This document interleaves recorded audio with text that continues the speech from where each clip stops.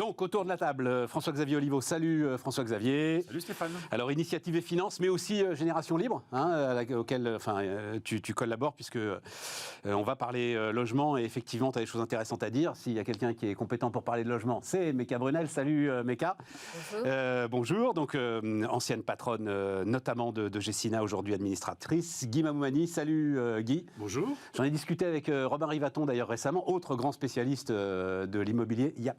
En fait, il n'y a pas énormément de tech dans le logement. C'est-à-dire que j'essayais de lui dire, est-ce que la technologie, puisqu'on essaye de la mettre partout, oui, dans les modes constructifs, le BIM, etc., on l'a beaucoup raconté, mais il dit, finalement, construire, c'est quelque chose d'assez simple. Alors là, j'aurais beaucoup à dire avec une solution d'ailleurs que nous commercialisons auprès de quasiment tous les promoteurs immobiliers, qui s'appelle Prime Promo, et qui aide énormément la promotion immobilière.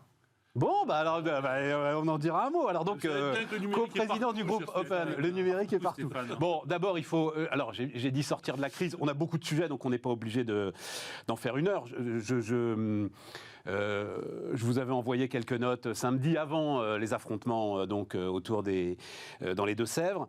Je ne sais pas quelle est... Meka, il y a cette idée là émise par Laurent Berger vendredi matin d'une pause.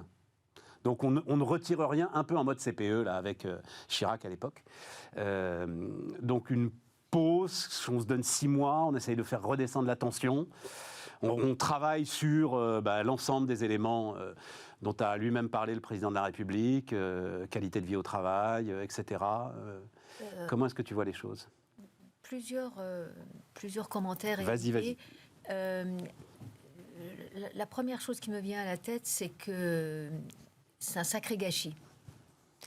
C'est vraiment ce sentiment de gâchis et de rendez-vous manqué d'une manière générale, et je pense qu'on peut blâmer tout le monde là-dedans. Voilà.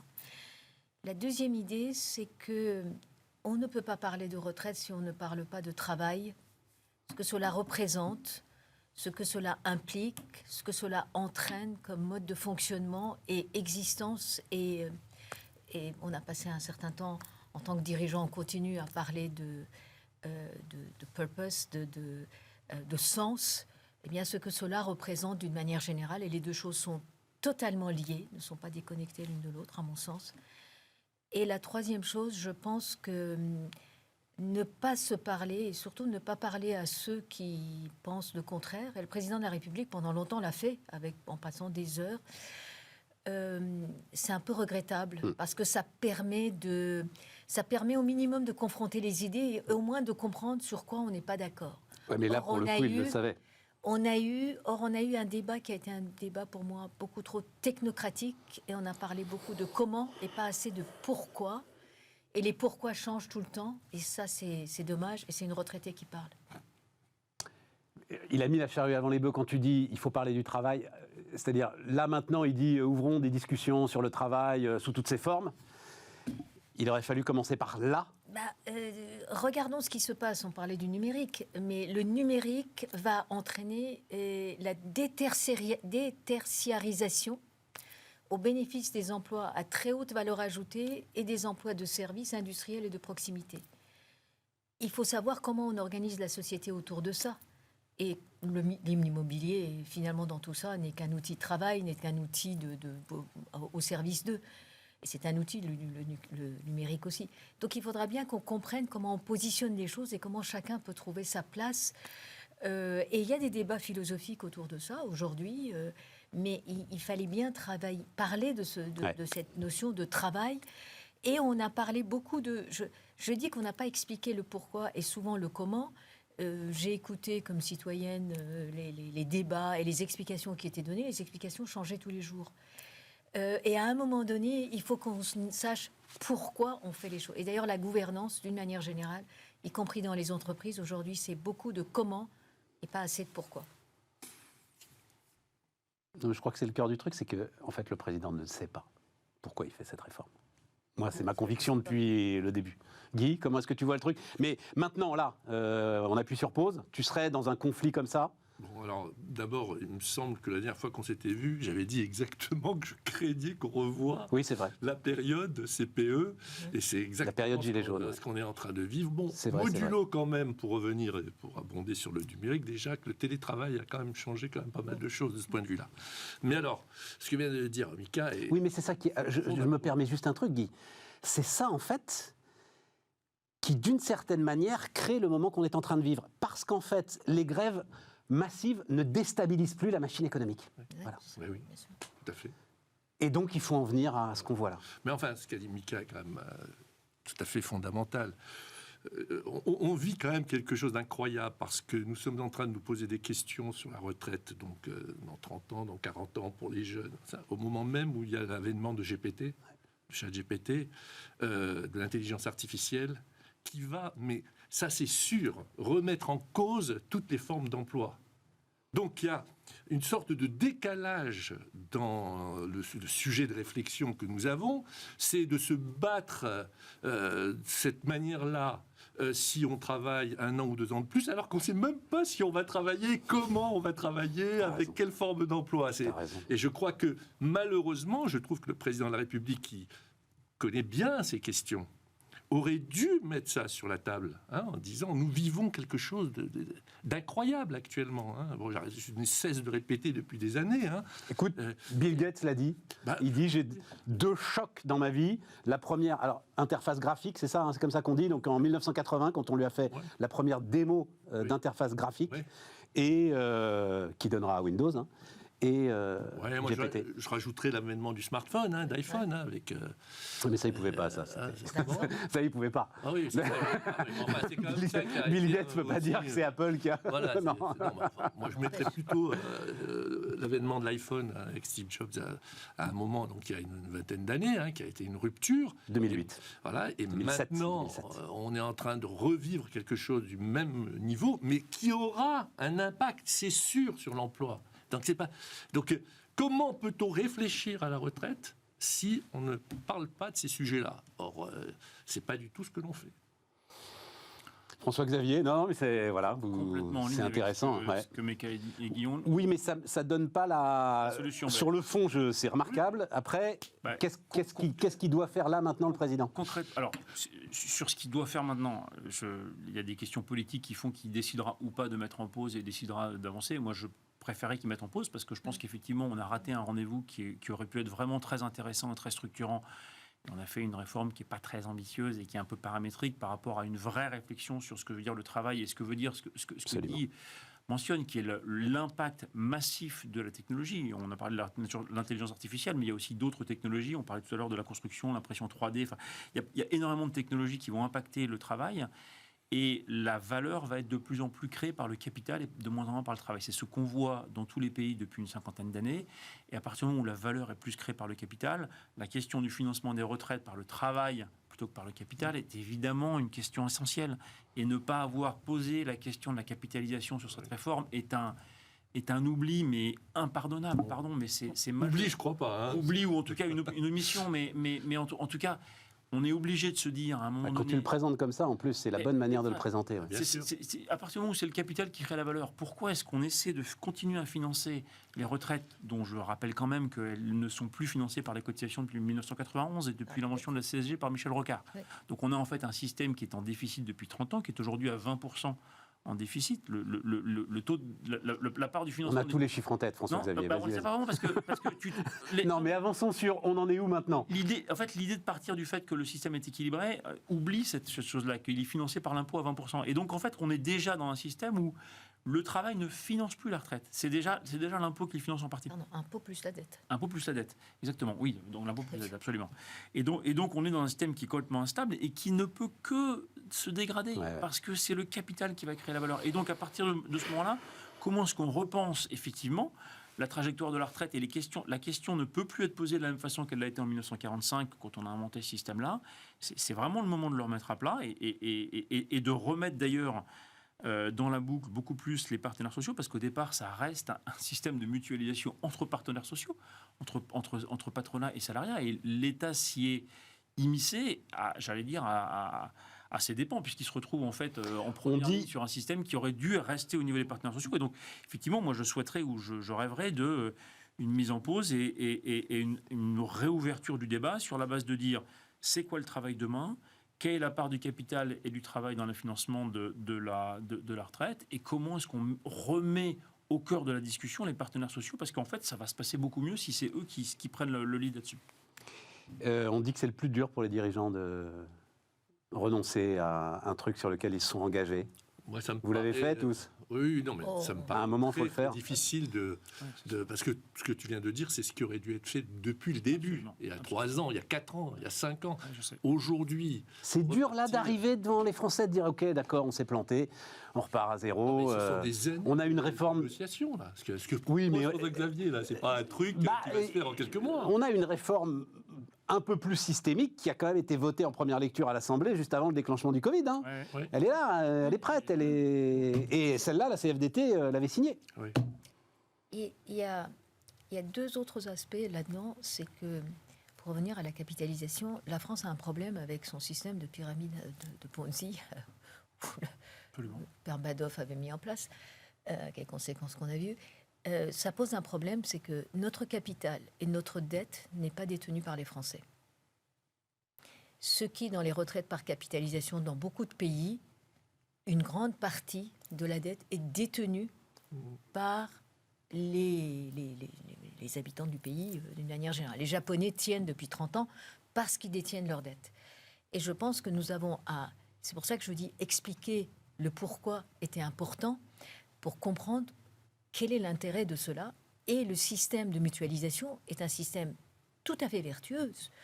C'est vertueux parce que ça permet d'équilibrer les inégalités, d'effacer, etc., d'écréter.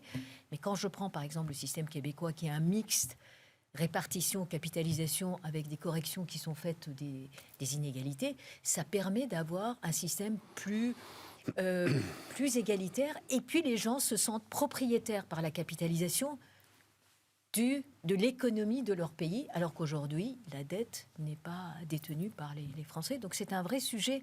C'est un sujet qui est un sujet de fond dans la durée et dans la durabilité.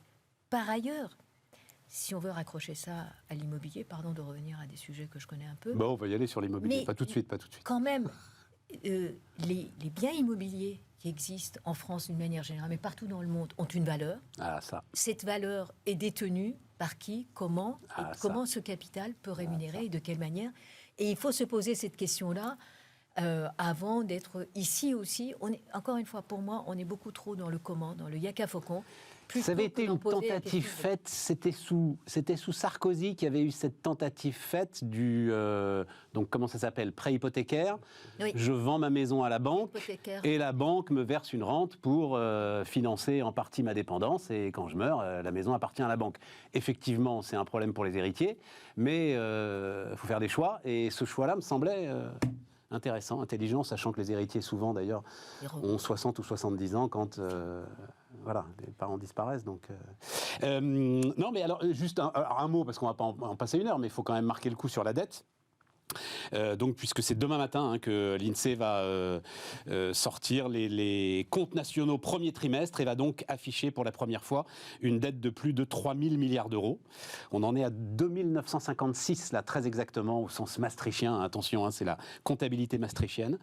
Voilà, je voulais juste le dire là, parce que... C'est électrochoc, non, peut-être pas en fait. Peut-être que ça change rien. C'est-à-dire qu'on pouvait se dire, tiens, là, c'est assez opportunément rappeler à tout le monde que quand même la mer monte. Ouais, je pense quand même que l'augmentation des taux d'intérêt va être un choc par rapport à cette dette, parce que jusqu'à présent c'était supportable. Si les taux d'intérêt continuent à grimper, on le voit. Mais là ils sont un peu redescendus là en fait. Hein. Ah oui, bah alors, malheureusement. C'est à voir. J'ai pas regardé ce matin, mais vendredi on était à 2,8 quoi. Ouais. Non, mais globalement il y a quand même une tendance. Oui. Et il n'y a qu'à voir sur l'impact sur les particuliers, puisque justement quand ils veulent acheter un logement maintenant, eh bien les capacités d'endettement sont très très réduites. Je pense que pour les États, ça va être la même chose, hein, et donc il y a un risque. Et puis la deuxième chose, c'est qu'il faut quand même se rappeler, je crois que c'est ce que vous avez dit tout à l'heure, qu'on a passé la Covid grâce à la dette, quoi. Hein, et je connais quelques autres pays qui ont littéralement crevé pendant la Covid d'un point de vue économique, pour chacun des individus, chacun des travailleurs. C'était terrible. Là, la France, elle a vécu la Covid, on va dire, correctement, mais grâce à la dette quand même. Donc, il y a quand même une explication, en particulier. Oui, mais enfin, le problème, c'est qu'il y a toujours des bons moments pour s'endetter. Tu vois, voilà. Je suis d'accord. Il n'y a jamais de bons moments pour un budget à l'équilibre. Je suis d'accord. Je pense aussi que ce qui serait intéressant, c'est de ramener ce montant de la dette au montant du PIB pour savoir de quoi on parle. Parce que, en fait, c'est un grand débat, ça, tu sais, Meka. Pourcentage. Alors, les Américains, c'est pas par rapport au PIB, c'est un plafond. Oui, parce que tu compares un stock et un flux. Non, mais moi, Tu as le droit, les jours de capital, de working capital, c'est un stock influx aussi. Donc, tu as le droit de comparer ça. Il faut le savoir, mais c'est pas illégitime. Il faut faire le bilan actif-passif, en fait, de savoir qu'est-ce qu'on met en face de cette dette. Moi, il y avait pardon, moi, ce qui m'intéresse, c'est de savoir quel est le budget global de fonctionnement. Et on parle tout le temps en relatif, il faudrait de temps en temps parler en grands chiffres. Mais je suis tout à fait d'accord avec ça. Qu'est-ce que le passif du bilan de la France, tous les chefs d'entreprise le font, c'est combien? Et en face, qu'est-ce qu'on a comme actif? C'est ça le. Tu sais que Pébro l'avait fait, j'ai plus la date, 2007 peut-être. C'était. Oui. Ouais, voilà. Et donc, à l'époque, on était à 1000 milliards. C'est ça. Et en gros, le hors-bilan doublait, ça doit toujours être vrai, François-Xavier, mais le hors-bilan doublait le montant de la dette. Donc là, maintenant, on est à 3000. Et donc, on doit être à 6000. Mais moi, il y a un rapprochement qui m'intéresse, mais qui intéresse aussi, je crois, dans les réflexions de la Commission européenne, c'est le service de ta dette, en gros, combien elle te coûte, comparé au rendement des impôts. Voilà, c'est combien tu as d'argent pour payer. Et là, tu te retrouves avec quelque chose que je crois chacun pourrait comprendre. Voilà. Et donc, on est 45 milliards à peu près, 400 milliards, un peu moins de 400 milliards budget de l'État. Bon, tu te rends compte que tu vas être assez vite. Le seul service de ta dette, c'est 10% des ressources de l'État. Il y a quelque chose de pertinent. Un mot là-dessus, François-Xavier ? Sur le hors-bilan, juste pour compléter, on parlait des retraites, mais le hors-bilan des retraites... non, mais c'est ça, c'est en mettant les retraites, en mettant la dette des entreprises publiques, en mettant... Enfin voilà, il y a tout ça. Si c'était une entreprise, ce serait catastrophique. Ce serait déjà... Ça serait déjà arrêté. Ce ne serait pas si catastrophique que ça, parce que l'entreprise aurait eu ce contre... Elle aurait dû s'ajuster. En réalité, le problème, c'est que justement, il y a une absence de contre-pouvoir. Non, c'est surtout l'État à l'éternité pour lui. Et en fait, depuis quand en fait ? Il a été arrêté pour lui depuis le 15 août 1971, qui est le moment où les États-Unis sortent du système de Bretton Woods, et le moment où on dit on va finalement créer de la monnaie différemment. On arrête de s'indexer sur l'or et on dit on va créer de la monnaie par la dette. L'économie, elle appelle de la création monétaire. Elle crée de la richesse en permanence, elle fait baisser les prix, et en face, tu dois créer de la monnaie. À partir du moment où tu crées de la monnaie et que ton instrument de création, c'est de la dette, tu es absolument condamné à augmenter la dette. Au bout d'un moment, tu as endetté les ménages au taquet, tu as endetté les entreprises au taquet, il te reste qui ? Il te reste l'État. Et donc l'État, tu vas tellement l'endetter que tu vas même lui dire que s'il ne prend pas assez vite ta dette, tu vas lui faire des taux d'intérêt négatifs, tu finances ton canal de l'histoire. Oui, François-Xavier, mais le problème, c'est... Et d'ailleurs, on l'a bien vu pendant la Covid. Pourquoi est-ce que ça s'est si bien passé pendant la Covid ? Parce que tout le monde faisait la même chose. Mais bien sûr. Il ne faut pas être le dernier de la classe. Ce que je te dis, c'est que... Et là, on est le dernier de la classe. C'est que le problème de la dette, c'est avant tout un problème de création monétaire. Oui. Dès que tu n'auras pas changé... Tant que tu ne changes pas ta façon de créer la monnaie... Ça, c'est la thématique générale. Ouais. On va dire, il pleut. C'est la thématique générale. Ouais. Certains ont un parapluie plus grand que d'autres. Oui. Voilà. Et il se trouve que nous, on a le plus petit. Il se trouve que même aujourd'hui, la situation de l'Italie et de l'endettement de l'Italie est en fait... meilleur que le nôtre, parce que l'Italie a un solde primaire positif. Après, c'est toute la question de savoir si la Banque Centrale Européenne peut laisser la France tomber, ou combien de temps elle peut la laisser tenir. Je pense que là-dessus, et je le déplore, la France est un peu too big to fail. Oui. Et je le déplore, parce qu'effectivement, tu te retrouves avec un État qui a un pouvoir discrétionnaire monumental de distribuer sans avoir de contrepartie, sans avoir de frein. Et sans limite. Donc je le regrette. Petite question. Non, il y a beaucoup de choses, Meka. Et alors, question. Alors là, vous deux, qui avait dirigé les entreprises cotées. J'ai oublié tout à l'heure d'en sortir de la crise parce que c'est un truc qui m'intéresse et j'arrive pas à avoir d'avis sur les rachats d'actions. Ah. Vous pensez quoi du rachat d'actions ? Bon, d'abord, c'est un sujet que je connais très bien. Ah. Pour l'avoir pratiqué. Comme ça, spontanément, je me dis c'est mal, moi. Oui, non, mais je suis contre. Je l'ai pratiqué. Et je dis, je suis contre. Alors pourquoi tu l'as pratiqué ? Alors pourquoi je l'ai pratiqué ? C'est-à-dire que, et c'est d'ailleurs la raison qui fait que Open est sorti de bourse au bout du compte, c'est que notre valorisation était tellement basse que nous nous retrouvions dans une situation où nous avions du cash, parce qu'on se portait bien, on générait du cash, on faisait de la croissance, et je payais n'importe quelle acquisition 2-3 fois plus cher que de racheter mes propres titres. Donc à un moment, avec mes associés, on s'est dit, le meilleur rachat qu'on puisse faire, c'est nos propres titres. Mais il n'en reste pas moins. Et c'est là, pour ça que je dis que je suis contre, c'est que c'est une absurdité économique, en fait, parce que c'est de la réduction de capital, et c'est vraiment, il faut avoir une situation vraiment très, très particulière pour pouvoir utiliser cet outil.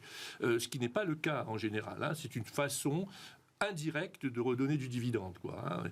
Mais je trouve que c'est quand même absurde, quand on a du cash, de n'avoir rien d'autre à faire que d'aller racheter ses propres titres. Pourquoi ne pas investir? Pourquoi ne pas trouver de nouveaux parce que la rentabilité de l'investissement est inférieure à la rentabilité d'un rachat d'actions, exactement pour toi. Non, mais c'est toujours pareil. Donc c'est vraiment un calcul financier à court terme. C'est un calcul financier et qui nous a conduit, objectivement, c'est ça, c'est à sortir de bourse. Voilà, c'est ça. Parce qu'on s'est dit finalement, si c'est ça la bourse, c'est utiliser son argent à racheter ses propres titres. Non, on va sortir de bourse et on va l'utiliser de façon beaucoup plus industrielle. Méca? Moi, j'ai pratiqué aussi. J'ai pratiqué 2 fois. La première fois, c'était au moment où j'arrivais à la tête de Gecina et ça permettait de donner un gage aux actionnaires et de repartir parce que j'avais des projets derrière et que ça permettait de repartir. Donc, ça donnait un coup de souffle, un peu de confiance au marché pour pouvoir faire une acquisition importante derrière, etc. Et augmenter. La deuxième fois, franchement, un coup d'épée dans l'eau. Je trouve qu'effectivement, et pour les mêmes raisons, d'ailleurs, on a fait du rachat d'actions en disant on ne peut rien acheter sur le marché qui soit aussi rentable que notre propre entreprise qu'on connaît bien, en fait. Hein. Bon. Et en fait, à la réflexion, c'est totalement biaisé, d'autant plus qu'aujourd'hui, avec la crise généralisée, en vérité, ça ne changera rien. Donc c'est juste Tu veux dire à la valorisation boursière de la boîte? À la valorisation boursière. Ouais. Je n'y crois pas du tout. Aujourd'hui, avec cette crise généralisée, c'est pas simplement un secteur, un machin, un projet, etc. Donc là, franchement, le cash, il faut le garder. Les taux d'intérêt montent. Il y a peut-être des opportunités qui vont arriver. Il faut investir massivement dans le numérique et dans le durable. Les deux en même temps et de façon réfléchie. C'est vraiment l'occasion de garder le cash au maximum possible. François-Xavier, tu as une opinion là-dessus? Bah oui, vive le non-côté. Oui, Vous venez de me faire l'apologie de mon métier. Oui, je n'avais pas pensé. Voilà, un actionnaire de long terme qui est là pour 5-6 ans et qui va t'aider à mettre en place effectivement des investissements. Ouais, c'est-à-dire que la bourse devrait être autre chose que ça. D'ailleurs, je l'ai vécu ici aussi. Absolument. J'ai vécu une période, d'ailleurs j'étais le président de Middle Next, et je défendais bec et ongle la cotation, et je le dis souvent, le groupe Open ne serait pas devenu ce qu'il est devenu, c'est-à-dire une des premières ESN françaises, sans la bourse. Parce que nous avions une valorisation correcte, il y avait des possibilités de lever des fonds, d'utiliser son papier, bref, c'était vertueux. Mais depuis, une petite dizaine d'années, ce n'est plus le cas. Oui. Voilà. Et en plus de ça, malheureusement ou heureusement, le private, aujourd'hui, soutient beaucoup plus les entreprises. Voilà, alors bon, c'est une réalité. Hein, Oui, mais enfin, des fois, c'est des fonds de private equity qui sont eux-mêmes cotés et qui, eux, peuvent racheter leurs actions. Vive le non-côté, alors, dans ce cas-là.